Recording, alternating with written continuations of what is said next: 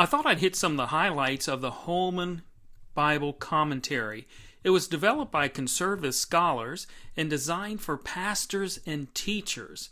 The Old Testament edition was completed in 2009 and contains 20 volumes, and the New Testament edition was completed in the year 2000 and contains 12 volumes. So you get a total of 32 volumes in this commentary series with over 12,000 pages of information. I'd like to walk you through the format of this commentary. I thought I'd start with Genesis 12, the call of Abraham, to illustrate how the commentary is formatted. Here you see it titles this section of 12:1 through 13:18 as Journeys of Faith. Now these main areas start with a quote which actually gets you thinking about it, and it says that often God's will for our lives is revealed gradually, and the most difficult part of obedience can be waiting. Then it goes through geographical profiles of Haran, various places. You get a personal profile of Sarai and Lot.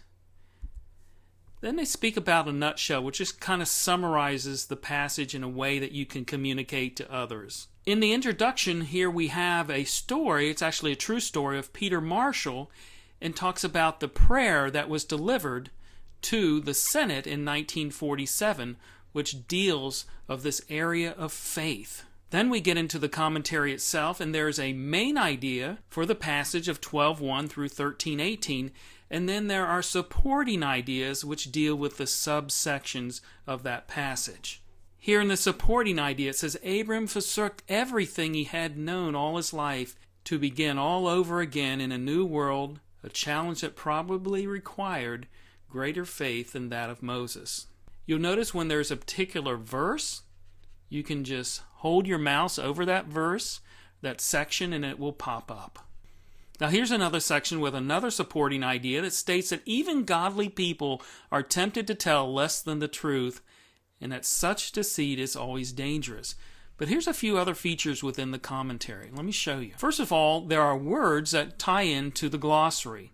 You just click on the word, and you can go to the glossary. Or you can go right back to where you were by doing this.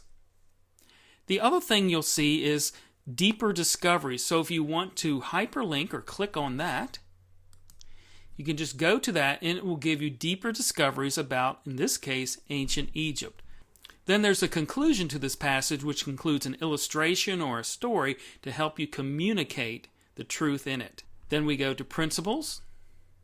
This is great. God seeks human beings and He initiates the call to relationship with Him. But God's call doesn't make us immune to difficult situations and tests. Here are applications. Obey God even when you don't understand why He asks what He does. Here's a great one. Never make an important decision without considering the possibility that God might have better options than the ones you have considered. Wow.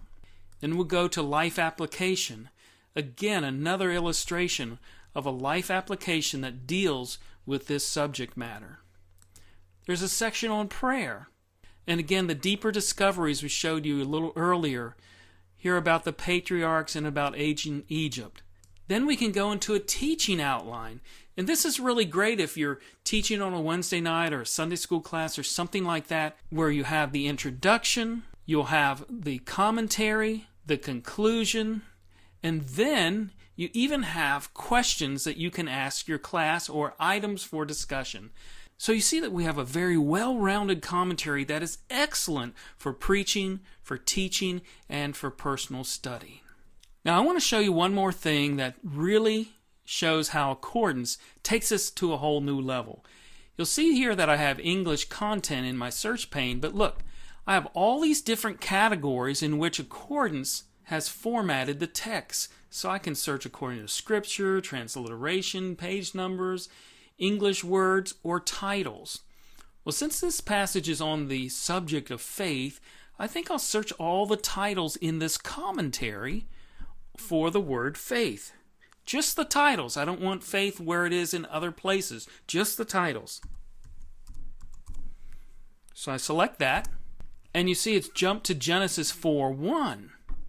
But as I scroll through the hits in the titles, you'll see persevering faith for the family, journeys of faith, the bifocals of faith.